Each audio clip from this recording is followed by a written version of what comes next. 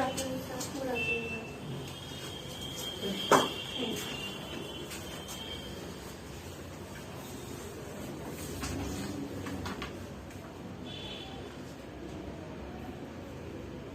Education में क्या किया है? सर मैंने बीएससी किया है कंप्यूटर साइंस सब्जेक्ट के साथ और एमए किया है सोशोलॉजी में। अच्छा, बीएससी से सीधे एमए? सर कुछ प्रॉब्लम थी, फैमिली प्रॉब्लम, तो उस वजह से मैंने फिर अपनी एजुकेशन को कंटिन्यू रखने के लिए एमए किया। अच्छा, समाजशास्त्र के कोई 5 विचारक बताइए। जी सर। सर समाजशास्त्र के जनक अगस्त काउंट, मैक्स वेबर और इमाइल दुर्खिम और कार्ल मार्क्स और सोरोकिन। मध्य प्रदेश से भी कोई समाजशास्त्री हुए हैं क्या? सॉरी सर, मुझे इस बारे में जानकारी नहीं। एससी दुबे साहब का नाम सुना है आपने? जी सर, हाँ सुना है, श्यामाचरण दुबे। कहाँ से बिलोंग करती थी? सर मुझे इसकी जानकारी नहीं है। क्या महेश्वर में रहती है? जी नहीं सर, मैं अभी तो इंदौर में रहती हूँ। मेरे माता पिता महेश्वर में रहते हैं और मैंने अपना पूरा एजुकेशन यहाँ हासिल की है। अच्छा, जी सर। महेश्वर एक पुरातात्विक स्थल भी है, जी सर। बताइए जरा कुछ। सर महेश्वर में ताम्रपाषाण युग के अवशेष मिले हैं, तो इसलिए वो प्रसिद्ध है। किसने खुदाई की वहाँ? Sir ST Sankalia, Shri ST सांकरिया।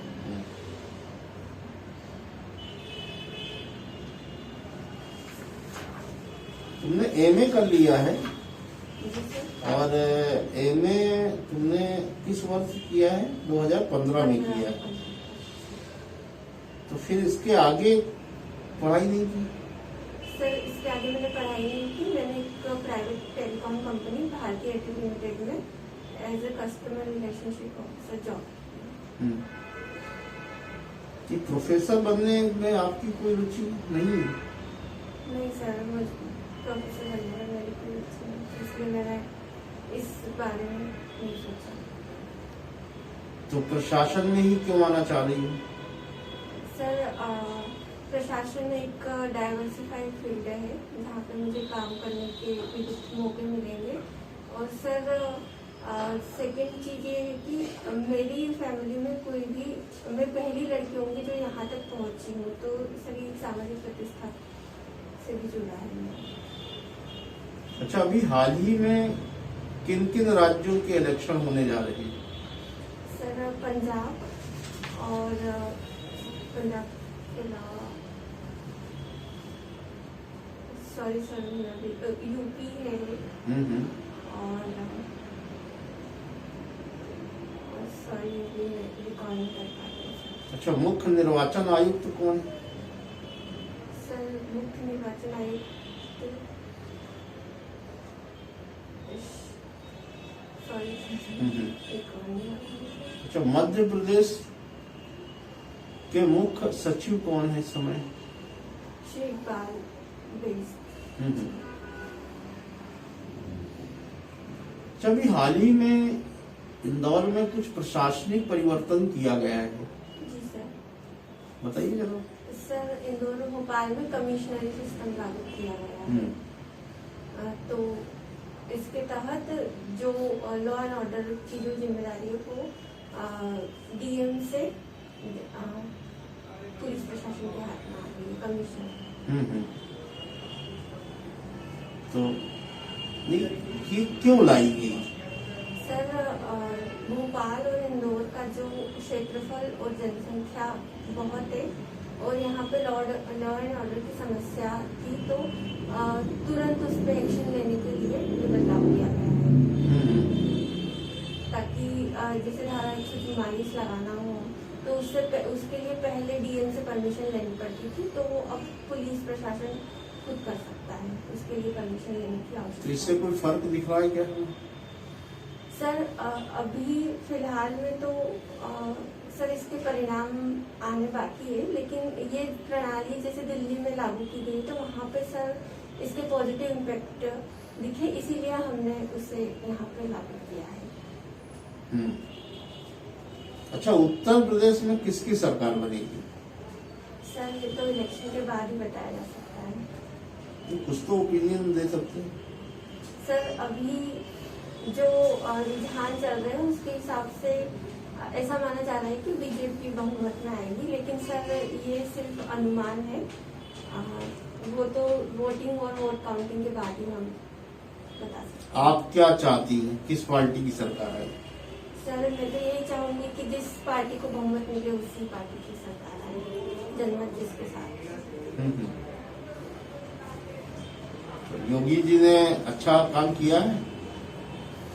Sir actually जितना भी मुझे पता है वहाँ पे कुछ डेवलपमेंट तो हुए हैं, और थोड़ा सा वहाँ पे अपराधों पे भी नियंत्रण पाया गया है और रोजगार की स्थिति भी कुछ बेहतर हुई है, लेकिन सर एक्चुअल ग्राउंड लेवल की स्थिति मुझे पता नहीं है क्योंकि मैं वहाँ से बिलोंग नहीं करती हूँ। अच्छा, मध्य प्रदेश सरकार की कोई 3 ऐसी बातें बताएं जी सर। जिससे लोग संतुष्ट नहीं हैं। सर एक तो सर अभी जो चल रहा है, एक आरक्षण का मुद्दा चल रहा है, जिसकी वजह से एक आरक्षण के मुद्दे की वजह से सेकंड चीज रोजगार, बेरोजगारी बहुत बढ़ रही है हमारे राज्य में। और सर अभी मैं 2 ही चलिए, आपने एजुकेशन झाबुआ से की है ना? जी मैम। झाबुआ एजुकेशन सिस्टम के बारे में बताइए। मैम झाबुआ का जो एजुकेशन सिस्टम है वो बहुत पिछड़ा हुआ है, क्योंकि मैंने ऐसा फील किया है वहाँ पे एजुकेशन के दौरान। तो वहाँ पे इतना वेल डेवलप्ड एजुकेशन सिस्टम नहीं है। वहाँ के जो प्रोफेसर वगैरह है वो बच्चे भी इतना इंटरेस्ट नहीं लेते हैं पढ़ाई में, और क्योंकि वो अवेयर नहीं है उस चीज़ के बारे में। और मैम वहाँ पे आदिवासी बाहुल्य जनसंख्या है, तो इसीलिए वहाँ पे साक्षरता दर कम है। कितने वर्तमान में? और 43%। प्रॉपर रहने वाले इंदौर में आप? जी मैम। अभी हम कितने समय से रह रहे हैं इंदौर? मैम लगभग 8 साल से। इंदौर की कुछ विशेषताएं बताएंगे? मैम इंदौर अभी हाल ही में स्वच्छता में 5वीं बार इसने टॉप किया है। और इंदौर एजुकेशन के लिए भी जाना जाता है। एजुकेशन हब है मध्य प्रदेश का, जहाँ पे IIT और IIM दोनों ही है। और मैम इंदौर मध्य प्रदेश की अर्थव्यवस्था में इंदौर का सर्वाधिक योगदान है।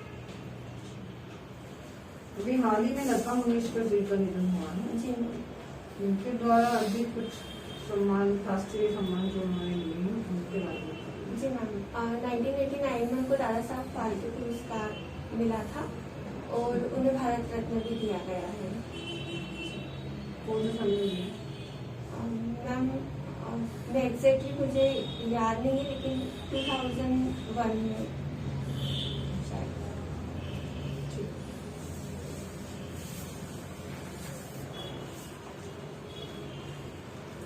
अच्छा, आपने जो पदों का जो विवरण भरा है तो उसमें पहला पद क्या पड़ा है? Sir deputy collector. क्यों?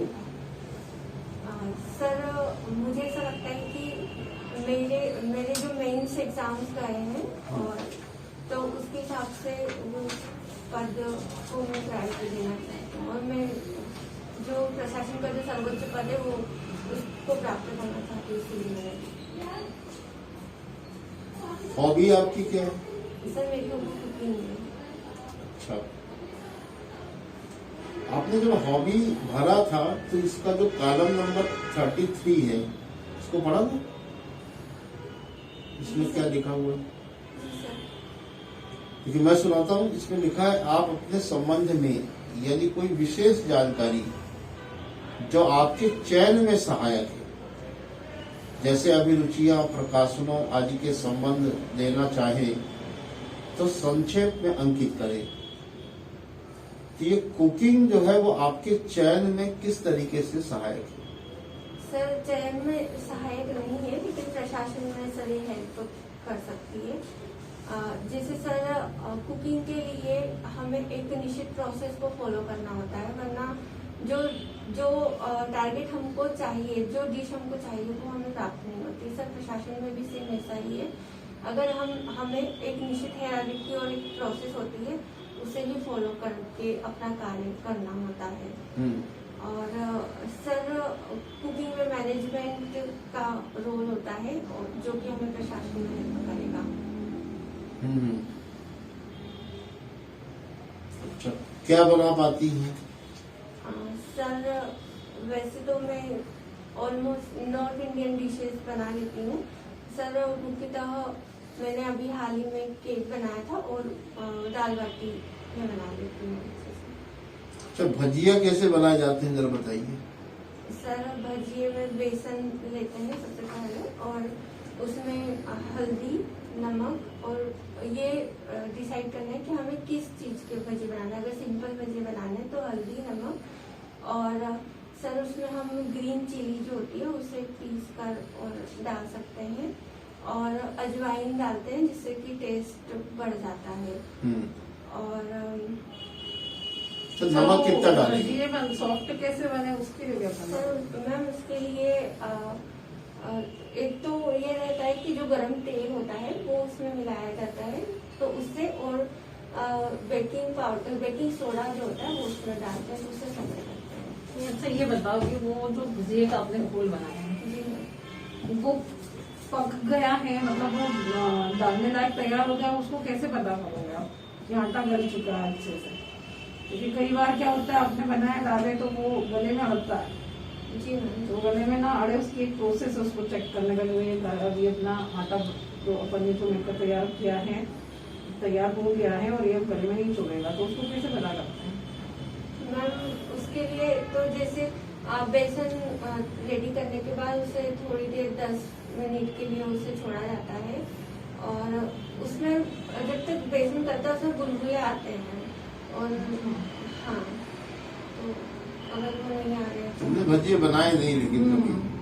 नहीं सर, मैंने बनाए हैं। भजिए बनाई क्या? जी मैम, जी सर बनाए हैं। अच्छा,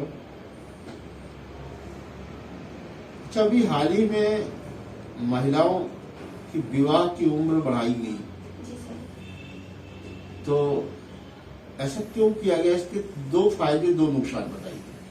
सर पहले तो ये जो कदम है वो एक तो लैंगिक समानता। सर जब पुरुषों की उम्र विवाह की 21 साल है, तो फिर महिलाओं के लिए 18 साल, तो ये एक गलत था।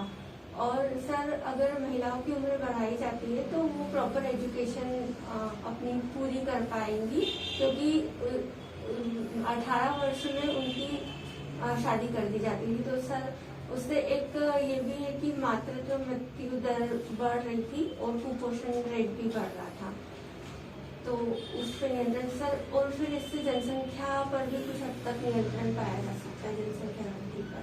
तो सर ये रीजन है। ये तो पॉजिटिव बात हो गई। जी सर। 2 नेगेटिव भी बतानी।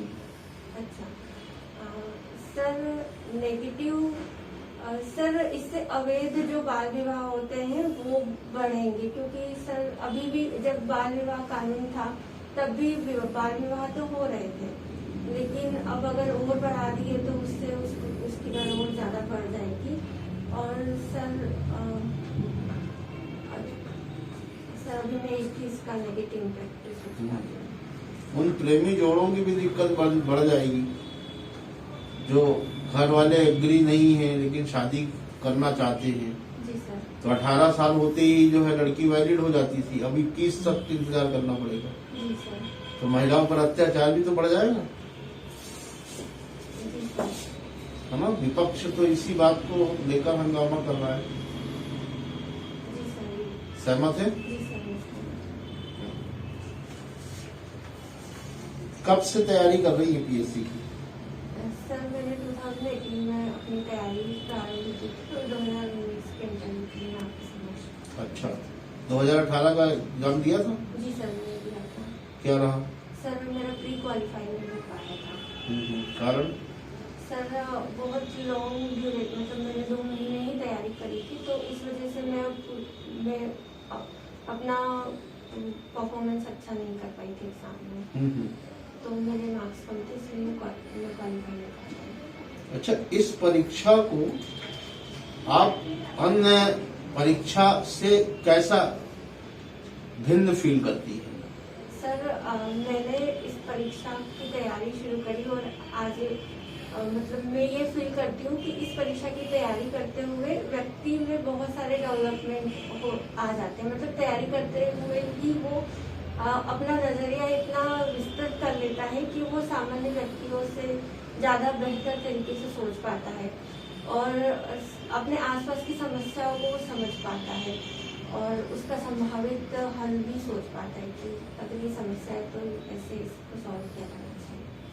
आयोग ने हाल ही में जो है अपनी परीक्षा रणनीतियों में भी बदलाव किया है। जी सर। तो इन बदलावों को आप किस तरीके से देखती हैं?